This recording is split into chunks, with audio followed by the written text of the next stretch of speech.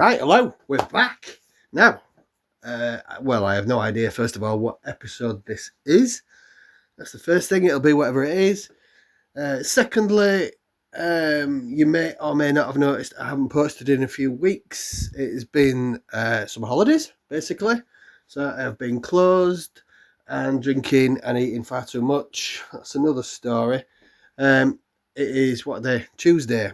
So, back at work yesterday. Yesterday it was pretty much sitting in front of a computer answering emails and just getting a plan together for the current workload, which has increased significantly whilst I've been away. I'm also conscious that I need to get a video out, but at the same time, not really got time to film one, so it's a bit tricky, really. So I'm gonna film one, but it might be an F one. That's a bit of a compromise. So yeah, it's Tuesday. I've just spent an hour sort of getting all this stuff here ready. These are I've got loads of little jobs that I need to be finishing. I did really well actually. Before we went away, I got probably 70% of all orders out, but there was a few that didn't make it. So I really need to focus on those. But before I do, I'm going to get these in moulds so that these can be put aside and forgotten about for a couple of days before I crack on finishing jobs that are already past this stage. So I've got over here, got an oak shell. There'll actually be two of them. So that's one of two oak shells. They'll be cut down for banjo rims. So if there's any banjo players out there, we do make banjo rims as well. So that's that. That's one of two on the oak. This one here and this one, this always makes me chuckle. This customer has ordered before. These are off to Taiwan, which I do find amusing. Most people will know that. Well, I mean, what's not made over in China and Taiwan, but most drum parts certainly are made over there. A lot of the big production companies have at least a particular kit made over in Taiwan. But I'm sending stuff the other way, which I think is quite good.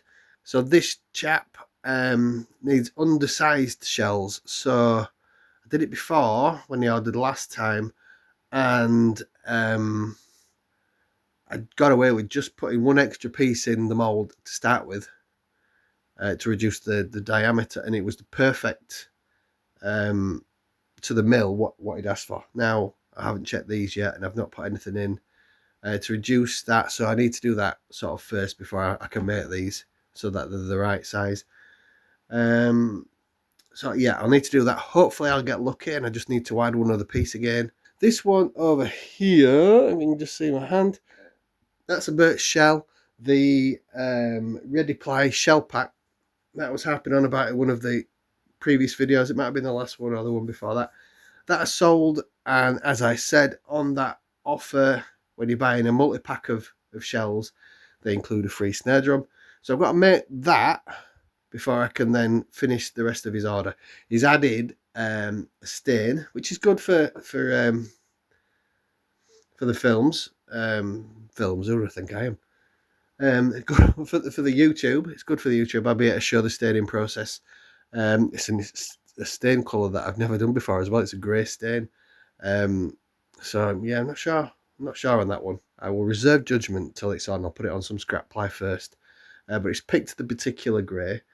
And on the samples it looks quite nice. So we'll see. So anyway, I've got to make that so that then I can stain the whole shells all at once. If you're ever doing a staining job on a kit, try and do it all at once with the same stain, the same bottle if you can, ideally.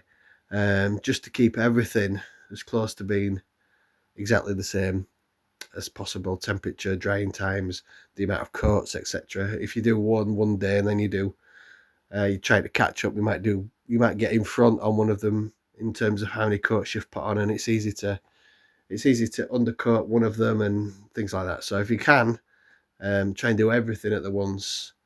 It just makes life a little simpler. So I need to get that done. The others will need cutting to size because he's tweaked the sizes, so they'll need cutting down a little bit, Once that's done, I'll tape up the inside and just the square edges. There's no bearing edges cut on them yet. Then I'll put the stain on. Most of the outer finish, the oil over the top of that.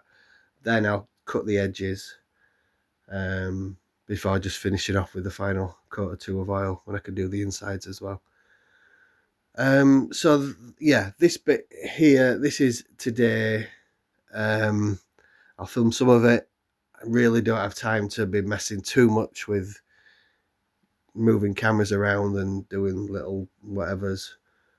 But I'll get as much as I can done. I'm just conscious of not wanting people to be waiting too long. And I'm really conscious now that I'm waffling. So I'm going to crack on. Enjoy the episode. And yeah, I will film what I film. Right, so I'm going to start on this one. This is the smallest shell size I do. This is an 8-inch. I used to make 6-inch shells. And now I just blanket refuse them now. I hate making these, to be fair. I think the pointless drum and 6-inch is just ridiculous. But I don't make 6-inch anymore because they just tear your knuckles, they cut all your hands, it hurts.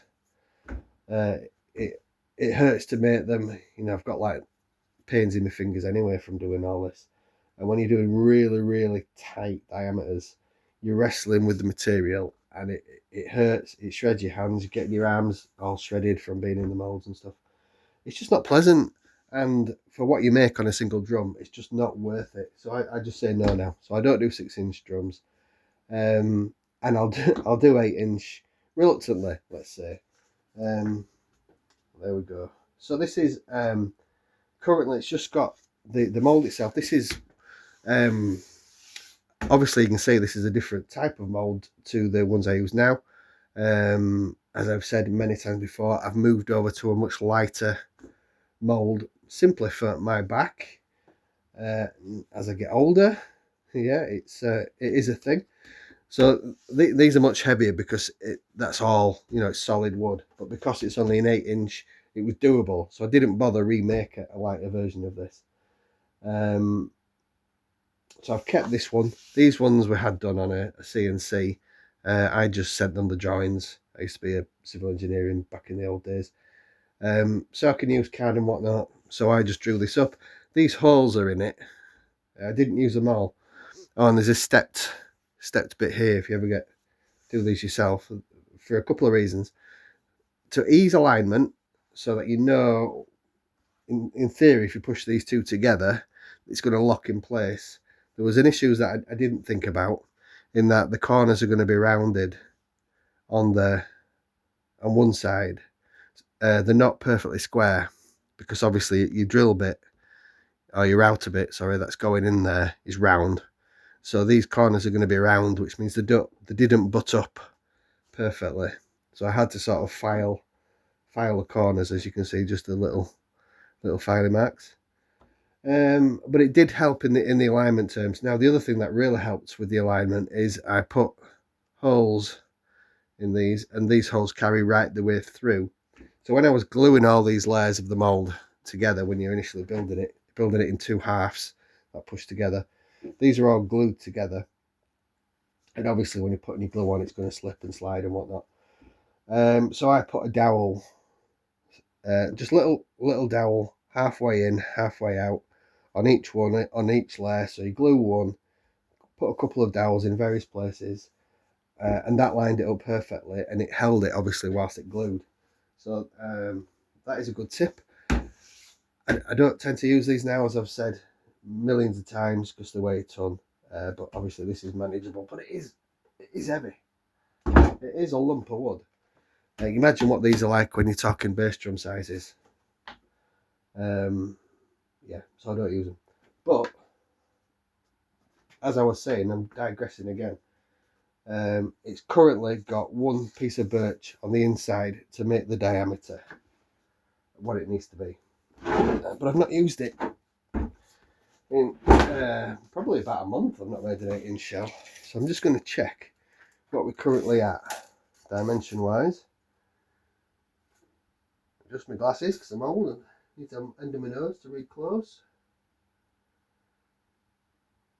Right, So that is the perfect size at the minute for a normal drum shell. But this chap, 198 mil, so he's given me a mil dimension, which makes it a little bit more accurate. Right, that's the 13 also done. This is 13 by 8 for the same customer with the undersized shells. Put in a really battered piece of sapelli that I've, from memory, I think I've probably left the press on overnight and it's had a ton of bleed through. It has happened maybe, I don't know, maybe twice in 10-15 years that I've been using that particular press, where I've gone and locked up for the night and forgot to turn it off. And what you get then is you just get in this instance a ton of bleed, because moisture's built up in it as well. But yeah, it's fit and it's reduced the size perfectly. So now I'm back to sort of where I would normally be starting from, and I can crack on and get these shells made. Right, well, I kind of got in a bit of a roll and I've done all the other shells. So I've done the oak shell, I've done the 2 undersized maple. Final one is this birch. So I'm going to whip this one in, break a bit of that off.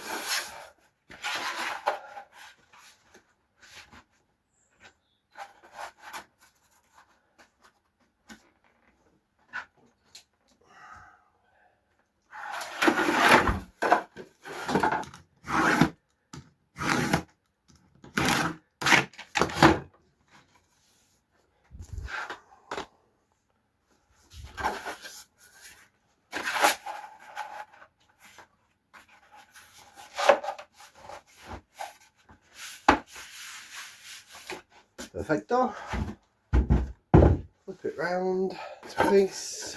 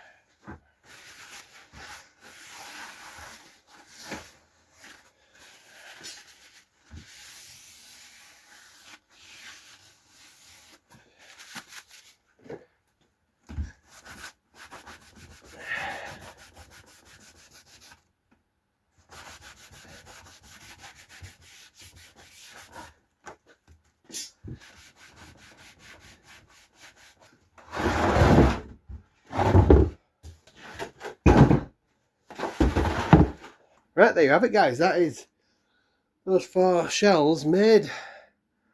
Got the little 8-inch undersized. You've got an oak. You've got 14-inch birch and a 13, again, undersized maple. Thanks for watching. Whatever episode this is, I'm not sure. And join me on the next one. Cheers.